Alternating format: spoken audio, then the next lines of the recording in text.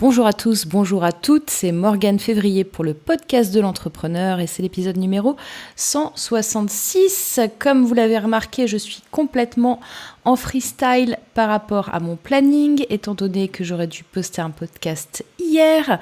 Et hier, comme vous le savez, si vous avez écouté l'épisode précédent, en fait, j'ai fait un webinaire en live, une webconférence en live avec vous, avec ceux qui étaient inscrits. Et ça s'est super bien passé. J'avais prévu 1 heure et quart. Finalement, on est resté un peu plus de 2 heures. Donc, c'était super intéressant. Je remercie vraiment tous ceux qui étaient là, tous ceux et celles qui étaient là. Et puis voilà, c'est chouette d'interagir avec vous et peut-être que je ferai plus de webconférences. Je vais voir un petit peu si je peux organiser ça ou pas. En tout cas, voilà, il y a des apports qu'on peut avoir en direct qui sont un peu différents puisque là, forcément, je fais un podcast, je fais un monologue et quand on est en live, comme je suis en live avec vous, c'est un petit peu différent, c'est plus enrichissant, c'est plus interactif et j'aime beaucoup faire ça. Aujourd'hui, on va parler... Alors, le sujet du jour, en fait, étant donné que je suis complètement en freestyle dans mon planning, eh bien, je change mon sujet du jour, puisque comme je vous l'avais dit lundi, normalement, j'aurais dû traiter le thème de la créativité cette semaine. Et voilà, et donc depuis lundi, je ne fais pas ce que je dois faire. Alors, c'est bien de temps en temps de changer et d'improviser. Hein. Moi, j'aime bien improviser. J'aime pas forcément que les choses soient complètement définies. C'est bien d'avoir une vision, un objectif, de vous fixer un planning éditorial. Si jamais, quelquefois, vous n'êtes pas complètement dans votre planning éditorial et que vous déviez un peu, c'est pas ultra grave. Hein. Je stresse pas trop là-dessus. Donc aujourd'hui, voilà, moi j'ai eu plusieurs discussions là, avec plusieurs entrepreneurs cette semaine et j'ai l'impression qu'il y a une ambiance un petit peu morose. Alors peut-être que effectivement, là on vient de passer, on va dire peut-être la pire période de l'année en termes business, puisque comme vous le savez ou pas, entre début août jusqu'à fin août, c'est toujours un petit peu compliqué. Il y a beaucoup de gens qui sont en vacances, notamment à Paris et également ailleurs. Et c'est vrai qu'il y a moins de monde, moins d'interactivité et les gens sont tout simplement pas là. Les gens break vraiment à cette période de l'année.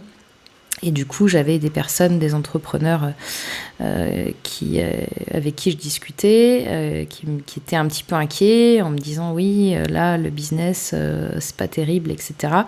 Mais franchement, c'est normal, vous inquiétez pas, c'est la période qui veut ça. D'ailleurs, peut-être que vous rentrez de vacances quand vous m'écoutez ou peut-être que vous êtes encore en vacances. En tout cas, bonnes vacances si c'est le cas et bonne rentrée si vous êtes revenu au boulot.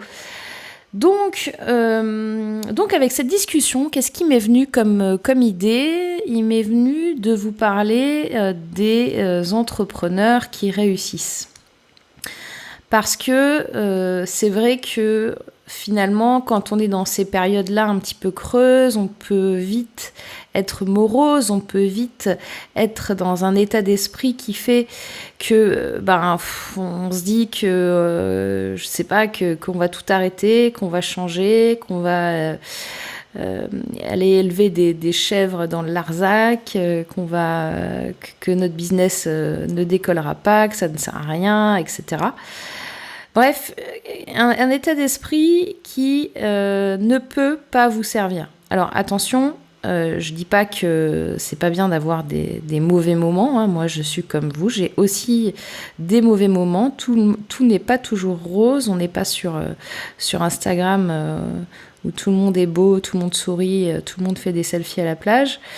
C'est pas ça la vie. La vie, c'est des hauts et des bas. Donc, c'est normal d'avoir des bas. Ce que je dis, c'est qu'attention, faut pas rester trop longtemps dans cet état bas. Et il faut faire en sorte de rebondir rapidement. Et comme je vous le dis souvent, transformer vos problèmes en solutions, c'est ce qu'il y a de mieux.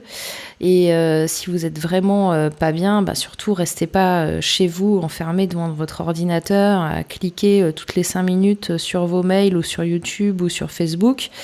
Prenez l'air, sortez, allez marcher, vous allez voir, ça va vous faire du bien. Donc, tout ça pour vous dire que, en fait, c'est vraiment dans l'état d'esprit. Les entrepreneurs qui réussissent, ils ont besoin de dire, ok, d'être positif. Voilà, c'est le mot que je cherchais. D'être positif. Ils n'ont pas honte de dire qu'ils souhaitent gagner de l'argent, ce qui est encore un sujet assez tabou en France. Parce que oui, pour faire tourner une boîte, faut gagner de l'argent, c'est indispensable. Vous pouvez pas vous dire c'est le monde des bisounours et puis je vais rendre des services et puis les gens ils vont quand même pas me payer pour ça et puis c'est facile pour moi donc je vois pas pourquoi je demanderais de l'argent, etc. Tout ça, faut oublier et vous êtes obligé de vous dire qu'à un moment donné, si vous êtes entrepreneur, si vous montez un business quel qu'il soit, il y a un objectif de gain d'argent. Sinon, juste, vous retournez salarié parce que c'est pas la peine. Les entrepreneurs qui réussissent, ils savent où trouver l'information qui va les aider à lancer leur business. C'est-à-dire qu'ils vont aller se renseigner. Ils vont pas rester passifs en se disant « je veux créer ma boîte, je veux créer ce produit, je veux créer ce service » et en ne faisant rien, d'accord ? Ils vont se renseigner, ils vont se former, ils vont se faire accompagner, ils vont se faire coacher, ils vont se faire mentorer. Les plus grands dirigeants de ce monde, aussi bien au niveau entreprise que même les politiques, se font accompagner. Donc ça veut dire que quand vous réussissez, et les gens qui réussissent continuent à se faire accompagner. Il n'y a pas de j'arrive au sommet de l'Everest et ça y est, j'enlève ma doudoune et je me mets en maillot de bain. On se fait accompagner jusqu'au bout. Alors après vous me direz oui, combien de temps ça dure, etc. C'est pas une question de combien de temps ça dure, c'est à des moments. C'est bien, et puis surtout si vous êtes seul, si vous êtes un entrepreneur individuel, si vous êtes un indépendant, un freelance, ça fait du bien de parler à quelqu'un et vous pouvez pas forcément avoir ce genre de conversation avec d'autres personnes parce que vos amis, votre famille, ils vous soutiennent. Enfin, je vous le souhaite, mais en tous les cas, c'est pas des conversations que vous pouvez avoir avec eux parce qu'ils vont pas comprendre. Et ils sont capables aussi les entrepreneurs qui réussissent sont capables aussi de s'investir à fond dans leurs projets. Ils sont capables d'être focus. Voilà. Alors le mot focus, je vous en ai déjà parlé. Focus pour moi, ça veut dire être complètement concentré et dans son énergie et dans ses actions sur un sujet. D'accord ? Donc après, vous pouvez avoir plusieurs business, plusieurs projets, plusieurs produits, etc. Mais à un moment donné, dans la journée, vous devez vous accorder 1 heure, 2 heures, 3 heures, 4 heures, 5 heures, focus uniquement sur quelque chose. Pourquoi ? Parce que sinon, vous n'allez pas avancer et vous allez vous disperser. Alors, disperser, c'est un mot qu'on va souvent employer, que les gens vont souvent employer sur justement les personnes qui font beaucoup de choses, beaucoup de projets, etc. Pour moi, c'est pas ça, se disperser. Se disperser, c'est juste ne pas aller au bout des efforts et ne pas se focuser suffisamment sur un des projets pour le faire avancer. D'accord ? Donc, si effectivement vous construisez très souvent des nouveautés, des nouveaux projets, des nouveaux services, mais que vous n'allez pas au bout de ce que vous entreprenez, de ce que vous mettez en œuvre, eh bien forcément, vous allez voir que ça va être difficile de concrétiser ces projets-là, et là, vous allez vous disperser. Donc, il y a un autre point dont je voulais vous parler sur les entrepreneurs qui réussissent, c'est qu'en fait, ils ont un bon réseau. Alors, ça veut dire quoi, ils ont un bon réseau ? Il y a des personnes qui pensent que beaucoup d'entrepreneurs, en fait, ont réussi parce qu'ils avaient du réseau. Alors, c'est vrai et c'est faux. Pourquoi je vous dis ça ? Parce qu'en fait, le réseau, il s'est construit au fur et à mesure. C'est-à-dire que vous réveillez pas un matin en mode ça y est, j'ai du réseau et ça y est, je vais réussir. Le réseau, il se construit au fil des jours, des semaines et des mois et de l'énergie que vous allez mettre pour construire ce réseau. Et à un moment donné, ce réseau va payer. Mais c'est pas l'inverse. C'est pas j'ai du réseau et ça y est, je suis le roi du monde. C'est je bosse, je vais réseauter, je trouve les bonnes personnes. Alors n'oubliez pas aussi que il suffit pas d'aller papillonner dans tous les événements de France, d'Europe et du monde pour avoir du réseau. Il faut aussi créer une qualité de relation avec les gens et il faut aussi que vous choisissiez bien les gens avec lesquels vous créez cette relation de qualité. Ça, c'est hyper important. Si vous êtes dans un événement et que, moi j'en connais qui font ça, ils vont dans un événement et puis ils vont parler à quasiment tout le monde, mettons il y a 300-400 personnes, ils vont aller voir tout le monde, ah oui, comment tu vas, machin, ceci, cela, la bise, machin, je te donne ma carte, et puis c'est vachement superficiel, et puis derrière il va rien se passer. Alors que peut-être qu'il faut privilégier d'aller voir peut-être moins de monde, de passer plus de temps à comprendre la personne, à comprendre ce qu'elle fait, et puis entretenir une relation derrière. Ça, c'est beaucoup plus... ça va beaucoup plus vous aider dans votre business de faire ça que juste d'aller papillonner dans tous les networking et dans tous les événements qui vont être faits. Et surtout, choisissez les bonnes personnes. Au début, c'est difficile. Moi, ça m'arrive encore de me faire avoir, je vous le dis, puisque je considère que je suis trop peut-être humaniste là-dessus. Donc, je fais confiance. Et ça m'est encore arrivé de me faire avoir. Mais... voilà, je préfère... j'ai commencé à développer des qualités pour voir un petit peu les gens qui valaient le coup et les gens qui valaient pas le coup. Alors, c'est pas un jugement de valeur, c'est plus le fait d'avoir des personnes honnêtes en face de vous et des personnes qui soient intègres. Voilà. Il n'y a pas que des bisounours dans le milieu. Il y a aussi des personnes où il faut faire attention. Donc ça, pour faire attention, tout simplement, faites attention. Hein. ne donnez pas tout tout de suite et tissez les liens dans la durée. Et une fois que vous avez cette durée-là, eh bien, vous savez que vous pouvez compter sur cette personne-là. Vous avez déjà travaillé un petit peu avec, vous avez déjà rendu des services, elle vous a rendu des services. Et ça se construit au fur et à mesure. Voilà, c'est dans le temps qu'il faut miser. Autre point important, c'est que les entrepreneurs qui réussissent ne se laissent pas décourager. Parce que, en fait, vous allez... Je ne sais pas à quel niveau vous en êtes de l'entrepreneuriat, je ne sais pas si vous avez créé plusieurs projets, si vous n'avez pas encore créé de projet, si vous avez envie d'en créer, etc. Mais il y a un point qui est sûr et certain, c'est que vous allez avoir ou vous avez eu des échecs. Moi, j'ai eu des échecs, j'ai eu des choses qui n'ont pas marché du tout, mais c'est quelque chose qui vous sert dans votre expérience d'entrepreneur et qui vous fait apprendre et qui vous fait grandir. Et cet état d'esprit-là, c'est des entrepreneurs qui réussissent, c'est vraiment de ne pas lâcher. De ne pas lâcher, de ne pas se décourager. Alors bien sûr, vous allez quelquefois devoir faire ce qu'on appelle des pivots. On emploie souvent ce vocabulaire-là pour les startups.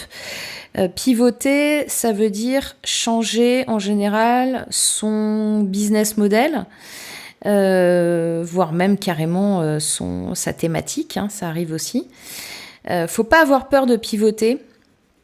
Faut pas se dire que pivoter, c'est lâcher, c'est abandonner.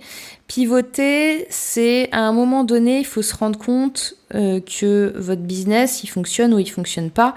Et si en votre âme et conscience, vous êtes donné tous les moyens nécessaires pour que ce business fonctionne et que ça ne fonctionne pas, c'est qu'il y a des raisons qui peuvent être diverses et variées. Le marché n'est pas mûr, vous avez mal ciblé vos clients, vous n'arrivez pas à communiquer suffisamment bien vos offres. Il peut y avoir tellement de raisons.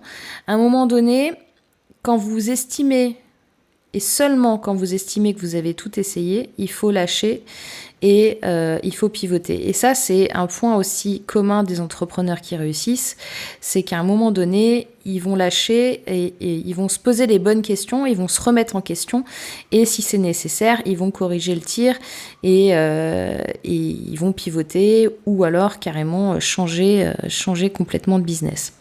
Donc voilà, ça c'est important. Donc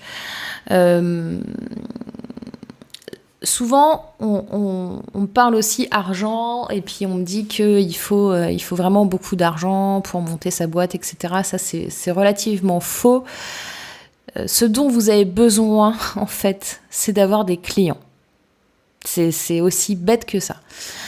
Pourquoi ? Parce que si vous avez des clients, vous avez du cash qui rentre, vous avez de l'argent qui rentre dans votre entreprise. Et si vous avez de l'argent qui rentre dans votre entreprise, et votre entreprise, elle peut continuer de vivre.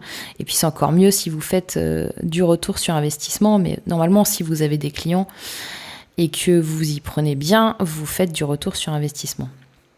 Donc, avoir des clients, justement, justement, j'ai pas refait de formation cette semaine. Avoir des clients, c'est savoir vendre et c'est être visible. Donc là, j'avais fait 2 formations là-dessus. Je vous les mets en lien dans la description. Comme je vous l'ai dit, il y a encore la promotion qui est là jusqu'à la fin du mois. Après, je l'enlèverai exceptionnellement parce que forcément, la période fait qu'il y avait beaucoup de personnes en vacances et que j'ai eu pas mal de messages pour me dire ouais, il faut que tu attendes parce que là tu vas trop vite, tu fais trop de choses et j'ai pas le temps de suivre. Je comprends. Là j'ai mis un coup d'accélérateur au moment où tout le monde est en vacances, donc forcément c'est compliqué. Mais vous inquiétez pas, je laisse donc l'offre tarif promo jusqu'à la fin du mois. Donc là-dessus, je vous mets les informations, les liens dans la description du podcast.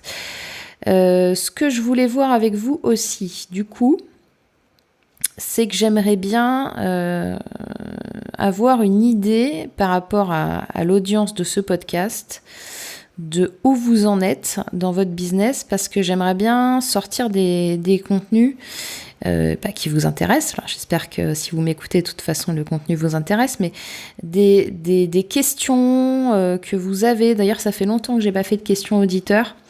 J'en ferai peut-être un la prochaine fois du coup, parce que j'en reçois par mail et je réponds ou sur Facebook, mais c'est vrai que je pourrais aussi les partager dans le podcast.